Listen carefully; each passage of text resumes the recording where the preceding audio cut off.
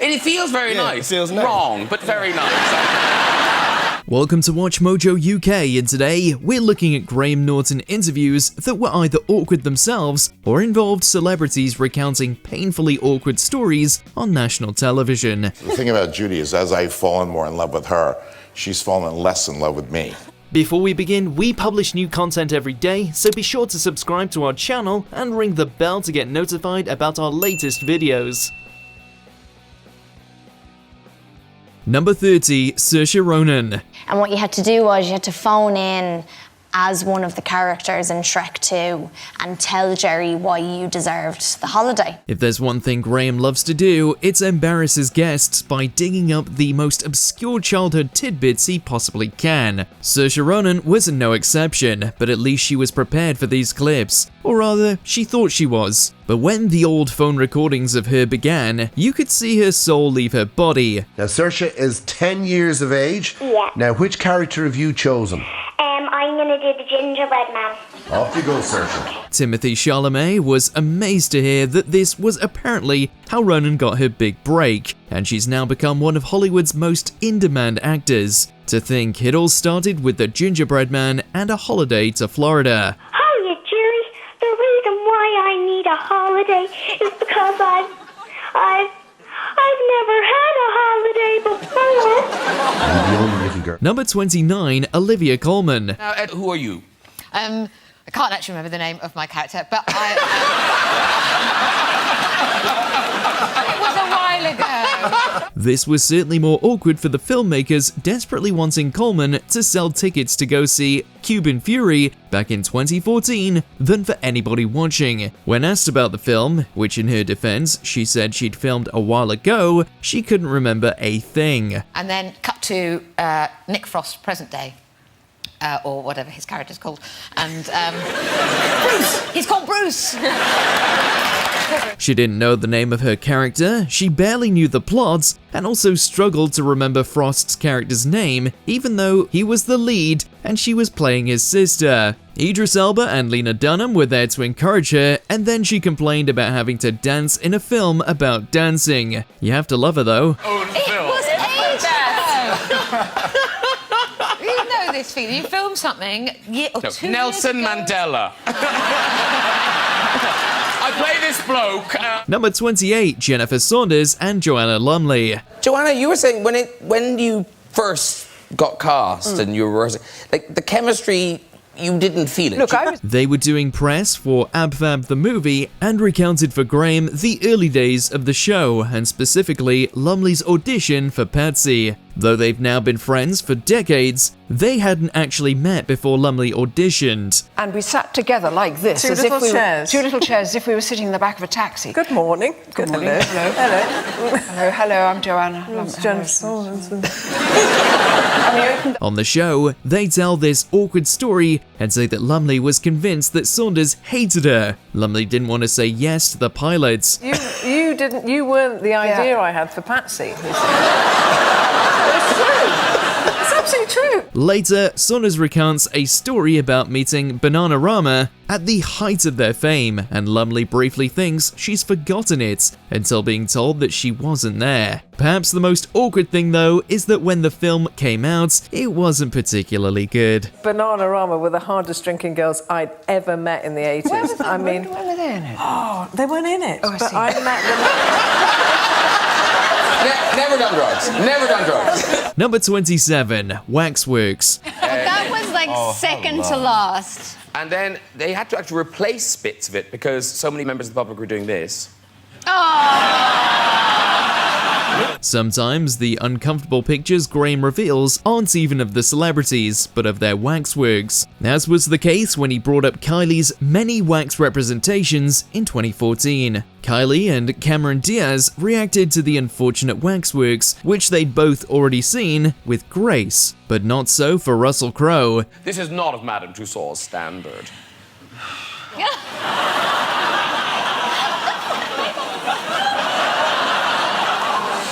It could sort of be Drew Barrymore. He's a devout waxworks hater. having his representatives chase down and remove any waxworks they find that resemble him. But then Graham presents a letter he wrote to one wax museum owner refusing to allow them to make his likeness, with the letter being put on display instead. We hassle them for years.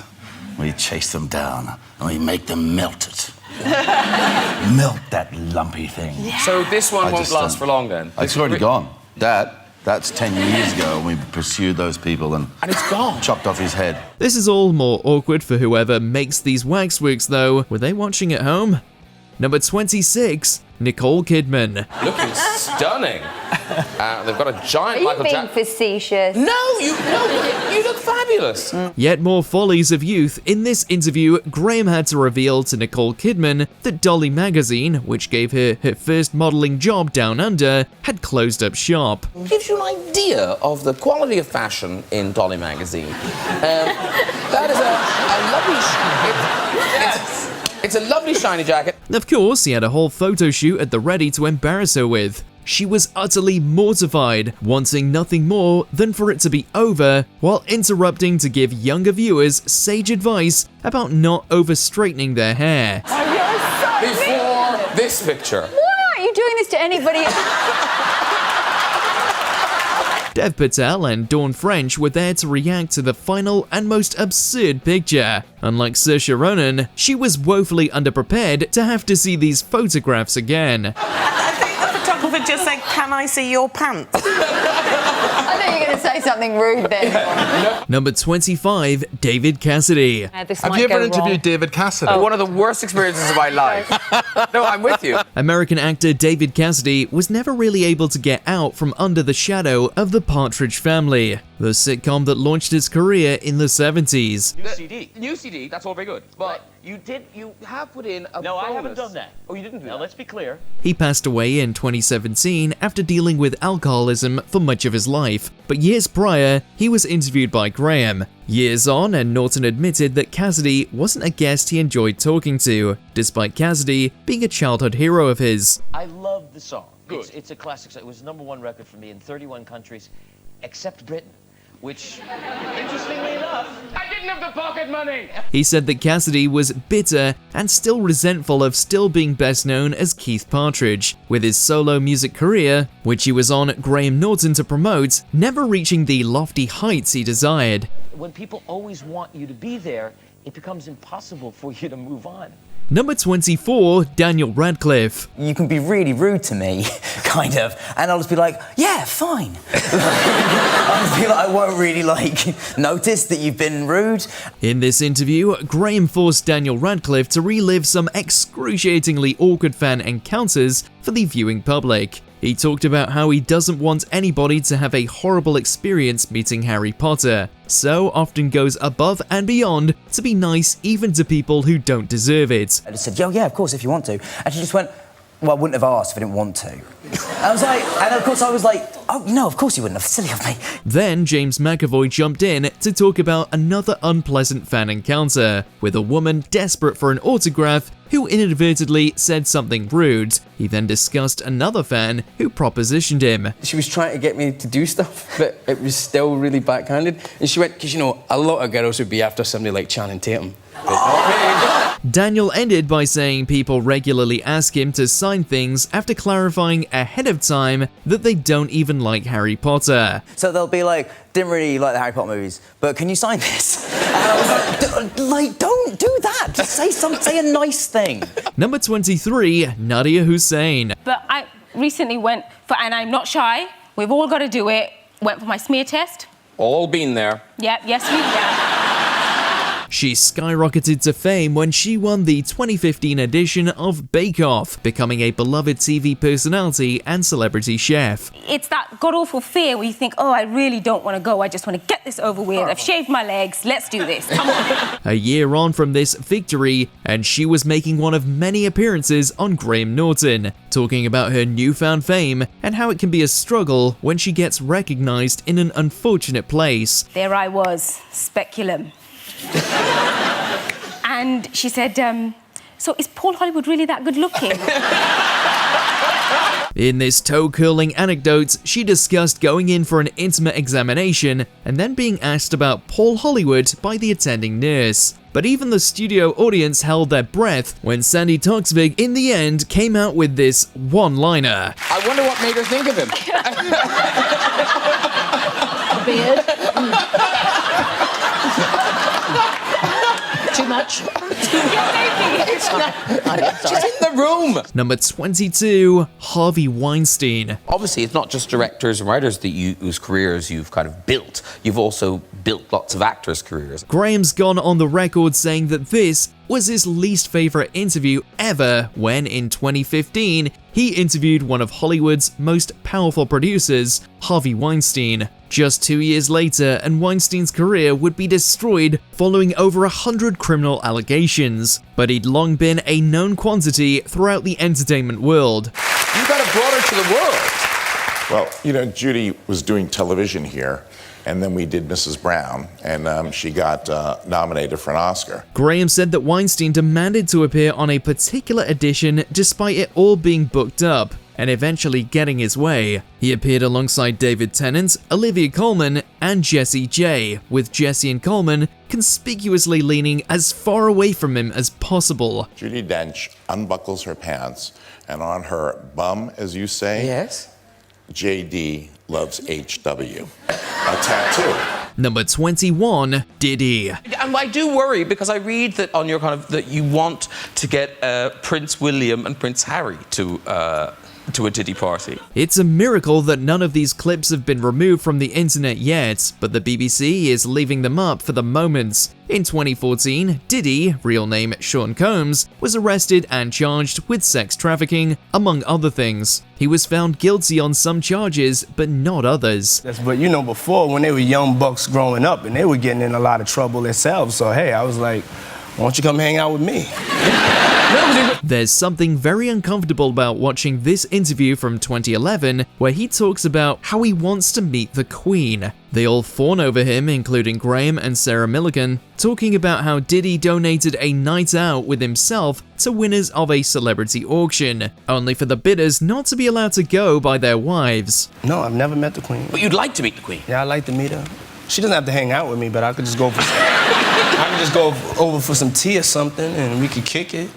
Number 20, Carrie Fisher's fan. Carrie Fisher joins her Star Wars co-stars, John Boyega and Daisy Ridley, to promote The Force Awakens and compare her stints in the franchise.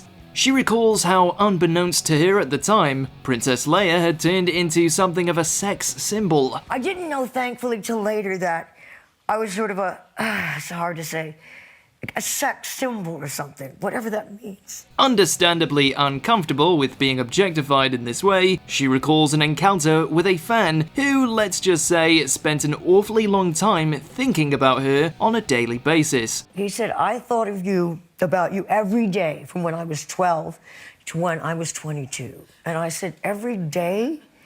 And he said, well, 4 times a day. Carrie's discomfort radiates through our television sets, and we can't help but cringe with her in solidarity alongside the rest of the sofa. See, you have that to look forward to. Number 19, Greg Davies learns not to drink and teach. Greg Davies' sitcom Man Down is loosely based on his teacher days. Yet, Graham's researchers managed to find a hilarious story taken from Greg's real life, much to his embarrassment. And about break time, I felt really uncomfortable. I thought something's not right, you know? So I went to the toilet and I pulled my trousers down and some of my mother's knickers had got mixed up in the wash she'd done.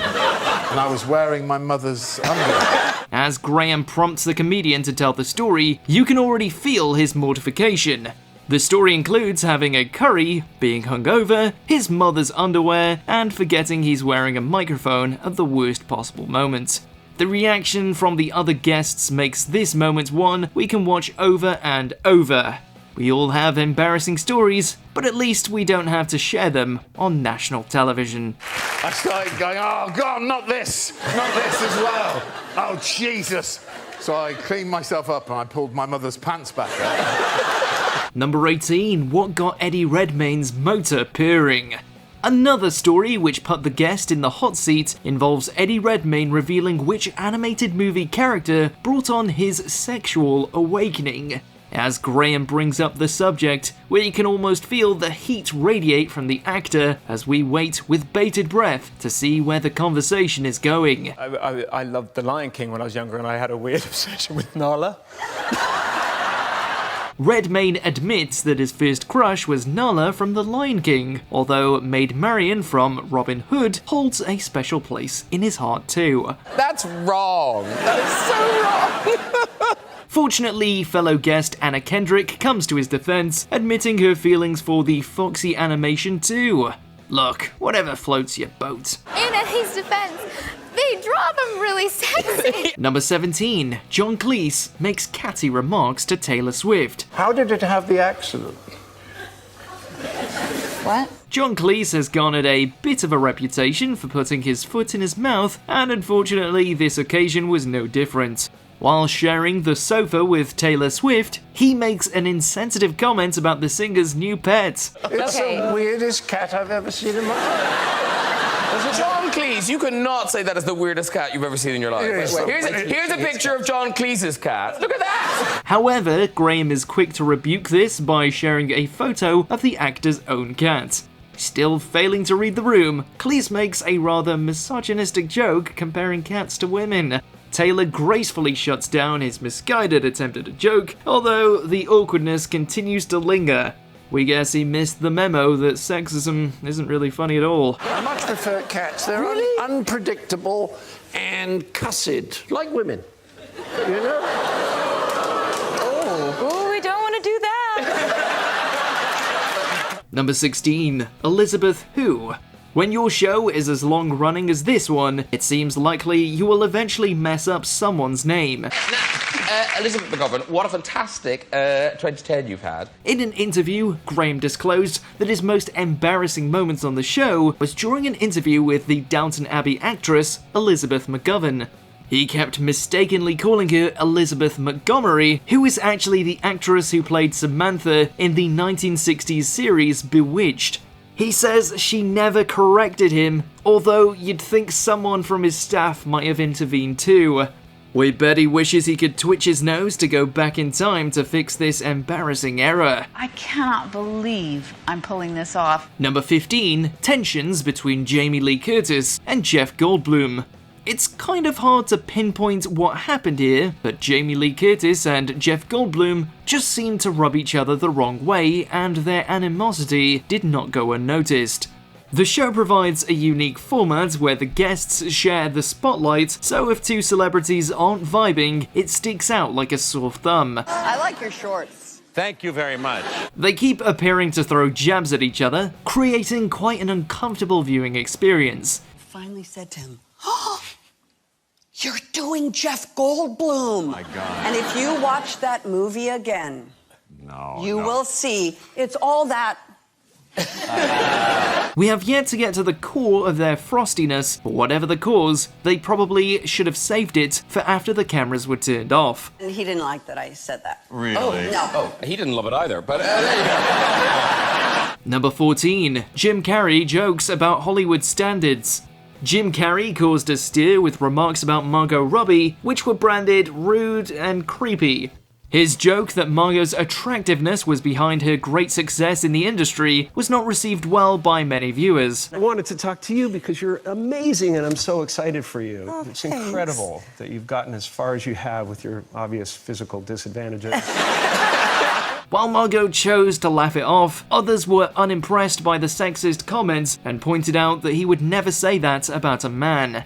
That's just pure talent there. Of course, some came to the actor's defense, as Carrey has famously called out Hollywood in the past, but many were left feeling uncomfortable. Thankfully, Lewis Capaldi was there to break the tension with an endearingly awkward story of his own. Sorry, and sorry for swearing, everybody.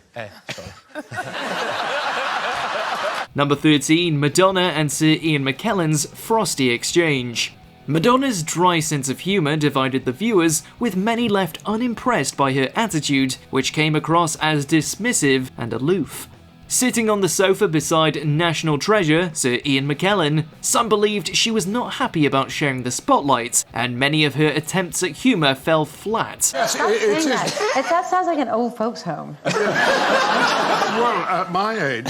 Not only does her body language come across as frosty as she distances herself from the actor, but also some misunderstandings between the pair make for some rather awkward viewing. What do you do? Oh, I'm not going to tell you. Ask Danny what do I do. I know you're an actor. Yeah. Nevertheless, many fans took to the internet to stand up for the actor and call out the singer's rude behaviour. As you might do a number for them, and I do a bit of Shakespeare. Wow. It's my equivalent. Yeah. Okay. I do a bit of singing, don't I? You I do a bit of Shakespeare also. Do you? No. Number 12. Jennifer Lawrence disrespects Hawaiian culture.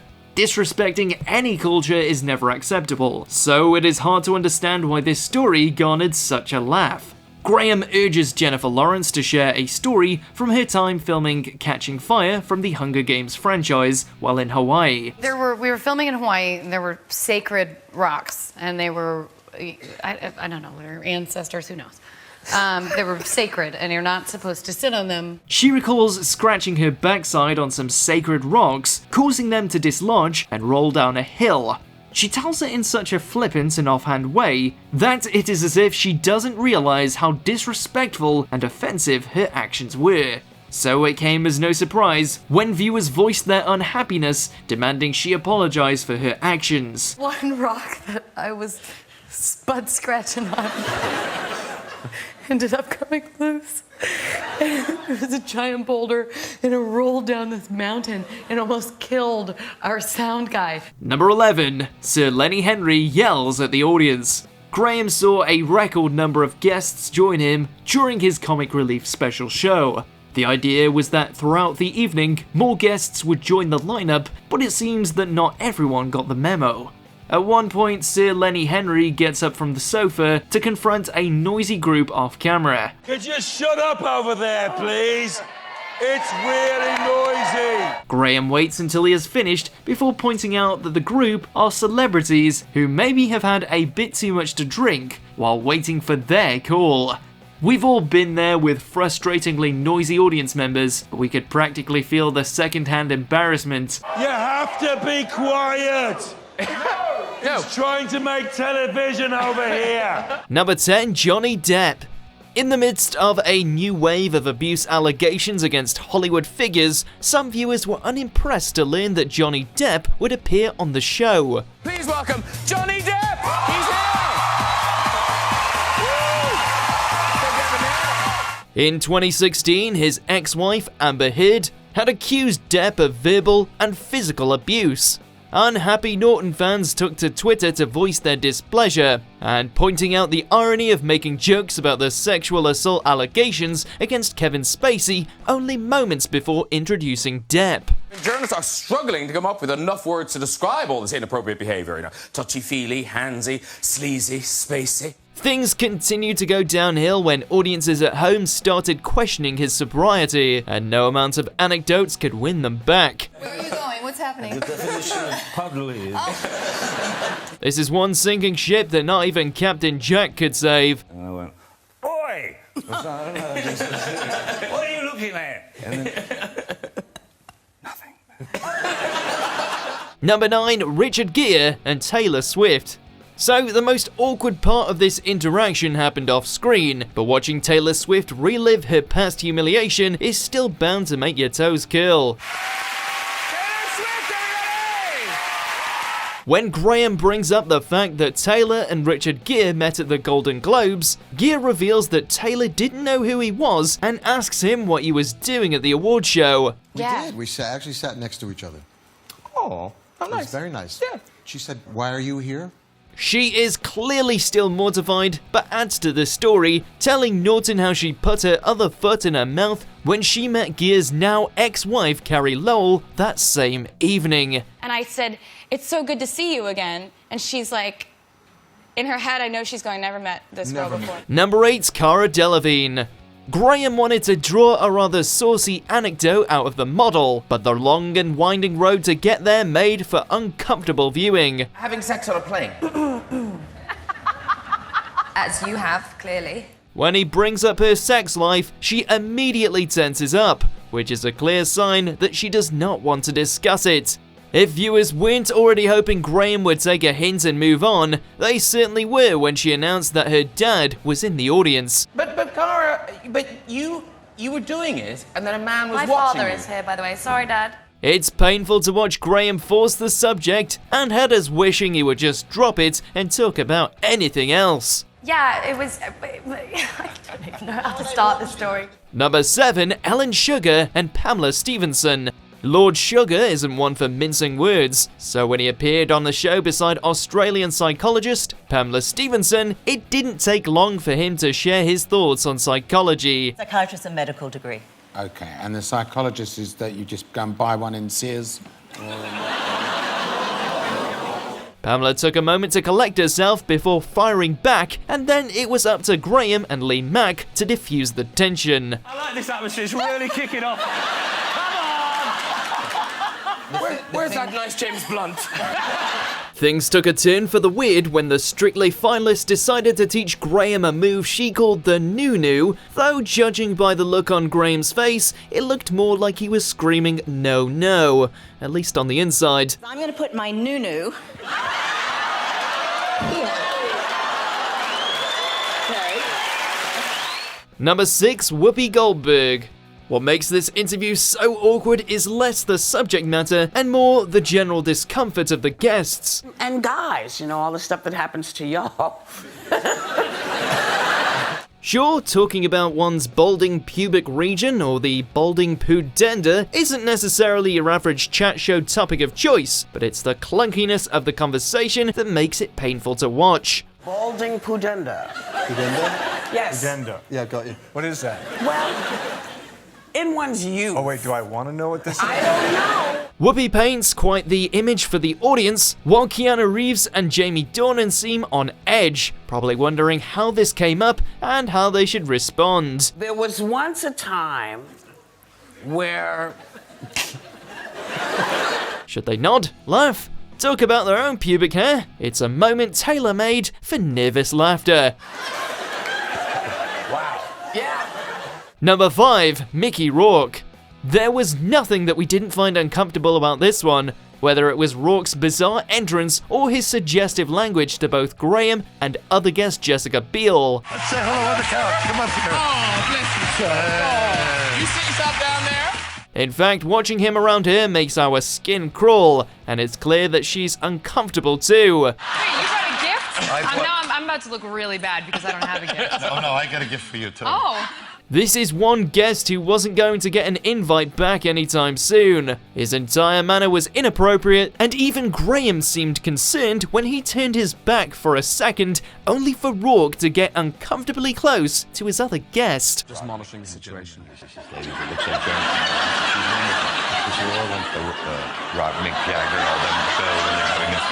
is on its way! Number 4, Noel Gallagher. This time it's Graham who puts his foot in it as he accidentally mistakes Noel Gallagher for his brother Liam. Graham seems to believe that Noel and Jack Black have worked together in the past, but is corrected swiftly by Black, who seems all too aware of the Gallagher feud. Wasn't there something about working together? No. That is it. Now it's embarrassing. It was his brother, Liam. That was the thing. Luckily, Noel is a good sport about the blunder, but uses the opportunity to throw jibes at his brother. So if he was on here, did you watch him on here? No. Oh, so, but he watches you? Oh, he's obsessed. The audience's nervous laughter can be heard in the background, but fortunately, Noel sets everyone back at ease by having the last laugh. There you go. Liam. Number 3, Sinead O'Connor. It would be fair to say that O'Connor has built quite the reputation, and after years of making headlines, not always for her music. It's understandable that she'd be nervous about coming onto a chat show, but this still wasn't what audiences were expecting. Anyway, well, so I'm a bit of a nervous wreck about interviews as a whole, to be honest, because on one hand I got record company quite rightly and everyone going, don't say anything, and the other hand I'm like... As far as first impressions go, nothing compares to her introductory line to Daniel Radcliffe, even if she did have an innocent reason to be giving him imaginary baths. It's a great pleasure to meet you, Daniel, because believe it or not, one of my children had many imaginary baths with you. Really? It only got more uncomfortable from there, thanks to the reveal that Graham didn't actually have the album she was promoting, and her rambling response when Graham asked her how she was. We live in a world where crazy is a term of abuse, you know, which I frankly think should be outlawed. Number 2, Miriam Margolyes. She might be the celebrity equivalent of Marmite, but hey, when she's on the sofa, at least the show is never dull. Miriam's awkward moments on the Graham Norton show are many, as never knowing what she might say or whether it's going to make you chuckle or cringe. I'm just fascinated by you. No, because unfortunately I don't know many black people. It certainly makes for good television. She's blunt, honest, and doesn't much care for what anyone else thinks. Did you see Mamma Mia? He was very good in Mamma Mia. Did you see that? That was a dreadful film. But there are some things you just can't unhear. Case in point, a story about meeting Laurence Olivier, which was a little too much information. Number 1, Mark Wahlberg.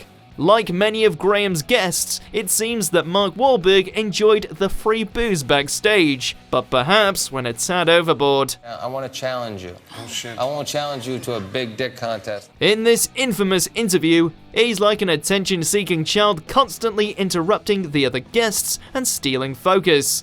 Sarah Silverman deserves an award just for putting up with him, as he barely lets her get through her stories. At one point, he even climbs into the bewildered host's lap. And this is what, can you imagine? You sit there. Listen to the nice lady. Wahlberg has since said that it was all a pre-planned bit with Silverman, but we're just gonna let you be the judge. So a couple of months ago, I was at the gym, full face of makeup on, ready to do my Why would weights. you wear makeup to the gym? Let us know which uncomfortable moments we forgot to add.